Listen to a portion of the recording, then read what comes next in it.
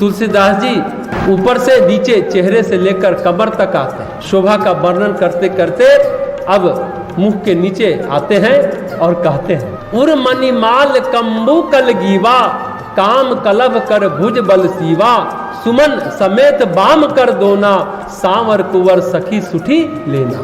क्या बात! सीता जी से सखियां क्या कह रही हैं? वक्ष स्थल पर मणियों की माला है। ये सखी सीता जी को भगवान राम के शरीर का चित्रण कर रही कि वक्ष स्थल पर मणियों की माला है। शंख के सदृश सुंदर गला है। शरीर का अंग कैसा होना चाहिए? तो शंख के सदृश गला होना चाहिए, तो सुंदर गला है।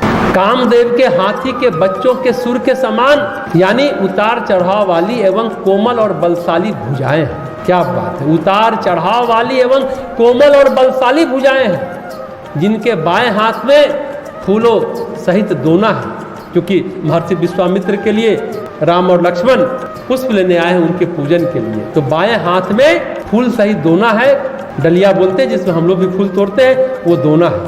हे सखी वह सांवला कुंवर तो बहुत ही सलोना है। क्या बात है! हे सखी वह सांवला कुंवर तो बहुत ही सलोना है। तो इस प्रकरण में जब सीता जी ने पुष्प वाटिका में देखा तो कुछ ऐसी छवि बनी हुई थी। आगे तुलसीदास जी कहते हैं दोहा नंबर 233 में, के हरि कटी पट पीत धर, सुषमा शील निधान, देखी भानुकुल भूष नहीं, बिसरा सखिन अपान। बहुत अद्भुत बात। सिंह की भी पतली लचीली कमर वाले, पीताम्बर धारण किए हुए, शोभाशील के भंडार, सूर्य कुल के भूषण श्री रामचंद्र जी को देखकर सखियां अपने आप को भूल गई। सिंह जैसी पतली कमर, पीताम्बर धारण किए हुए और शोभा के भंडार, शील के भंडार, सूर्य कुल के भूषण श्री रामचंद्र जी को देखकर जितनी भी सखियां थी वो अपने आप को भूल गई, सुध-बुध खो दी। ये बात तुलसीदास जी कितने अच्छे से रामचंद्र जी के देह सिर से पांव तक का वर्णन कर रहे हैं। इस पूरे प्रकरण में एक ही बात, उस समय राम जी कैसे लग रहे थे, कैसे सुंदर सलोने सांवले, उनकी शोभा कैसी बनी, छवि कैसी बनी है। छवि का वर्णन तुलसीदास जी इसलिए कर रहे हैं क्योंकि राम जी को ऐसा मधुर सुंदर रूप फिर सीता जी के सामने जीवन में कभी नहीं आया।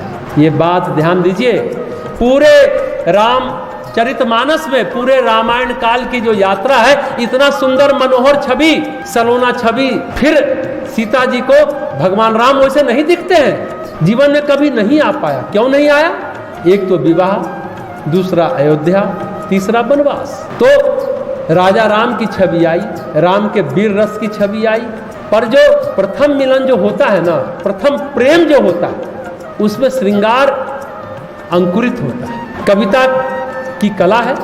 प्रथम मिलन में, प्रथम भेंट में, प्रथम प्रेम में जो श्रृंगार रस उदय होता है, जो श्रृंगार रस का, मधुर रस का, प्रेम रस का उदय होता है, फिर वैसा जीवन शायद और किसी के भी जीवन में नहीं आता है। राम जी के जीवन में भी नहीं आया, सीता जी के जीवन में भी नहीं आया।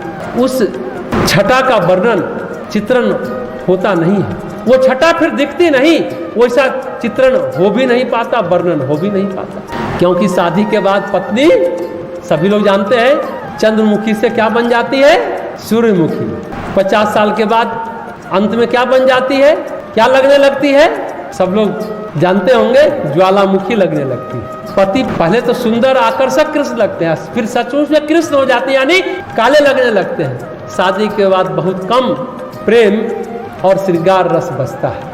शादी के बाद ये विडंबना है या कहिए सच्चाई है, घनघोर सच्चाई है, क्रूर सच्चाई है, कह सकते हैं घनघोर विडंबना है कि शादी के बाद बहुत कम प्रेम रस और श्रृंगार रस बचता है, गणित रस चलता रहता है। ध्यान देंगे, गोस्वामी जो कह रहे हैं बहुत कम श्रृंगार रस बचता है, प्रेम रस बचता है, गणित रस चलता है। गणित रस क्या है भाई? और गणित रस के बाद क्या चलता है?